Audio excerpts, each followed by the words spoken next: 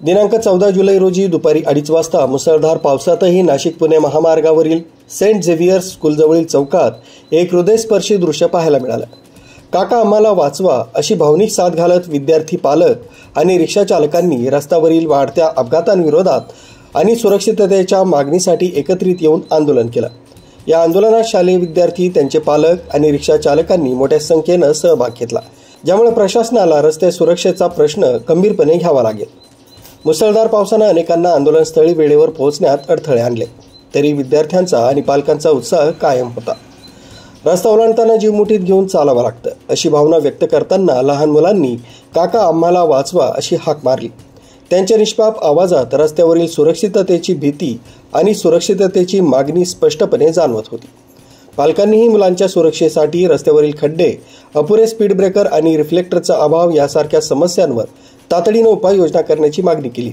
आंदोलनातील मागण्या आंदोलनात सहभागी झालेल्यांनी स्पष्ट मागण्या मांडल्या आहेत। स्पीड ब्रेकरची उंची वाढवावी, रस्ता रुंद करावा आणि खड्डे बुजवावेत, रिफ्लेक्टर आणि पांढरे पट्टे मारून स्पीड ब्रेकरचे फलक लावावे, द्वारका ते नाशिक रोड दरम्यान उड्डाण पूल बांधावा, या मागण्यांसह आमच्यासह प्रत्येकाचा जीव वाचवा, सुरक्षित रस्ते द्या अशी घोषणा देत आंदोलकांनी प्रशासनाला जागे करण्याचा प्रयत्न केला। आंदोलनाला शिवसेना उपमहानगर प्रमुख विक्रम कदम यांच्यासह महिला आघाडी विभाग अध्यक्षा सुनीता जाधव, पालक विकास जाचक, स्वप्नील लोखंडे, योगेश जाचक, दीपाली कदम यांनी सक्रिय सहभाग घेतला।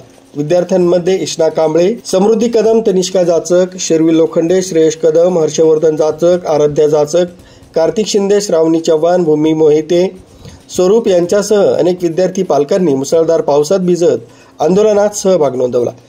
त्यांच्या या जिद्दीनं उपस्थितांची मनं जिंकली। नाशिक पुणे महामार्गावर द्वारका ते नाशिक रोड दरम्यान रोज दिवसेंदिवस अनेक अपघात होऊन अनेकांचे जीव गेले असून दिवसभरात अनेक स्कूल बस, रिक्षा चालक तसंच लहान मुलं, पालक आणि कामगार यांचे जीव धोक्यात आहेत।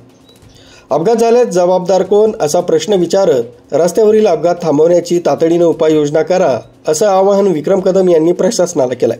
पालकांनीही मुलांना रस्ता ओलांडताना वाटणारी भीती व्यक्त करत प्रशासनानं त्वरित लक्ष द्यावं अशी विनंती केली। पावसात भिजलेली लहान मुलं आणि त्यांचे पालक यांचा हा लढा प्रत्येकाच्या मनाला भिडला नसेल तर नवलच।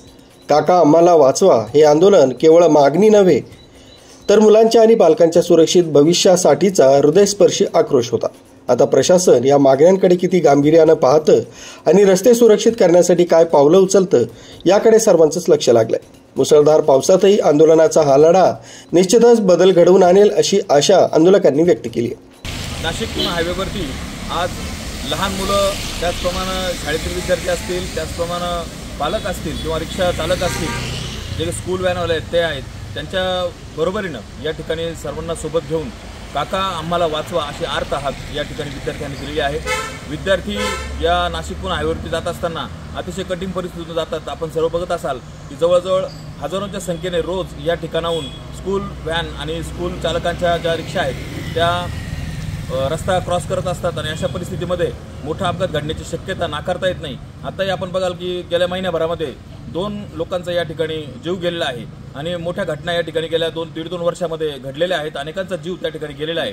अशा परिस्थितीमध्ये एखाद्या स्कूल व्हॅनचा जर अपघात झाला तर 10-15 मुलांचं त्या ठिकाणी दगावण्याची शक्यता नाकारता येणार नाही आणि म्हणून ही भीती त्या ठिकाणी विद्यार्थी आणि पालकांच्या मनामध्ये आहे आणि म्हणूनच या ठिकाणी काका आम्हाला वाचवा अशी अर्थ हात प्रशासनाला देण्यात आली आहे।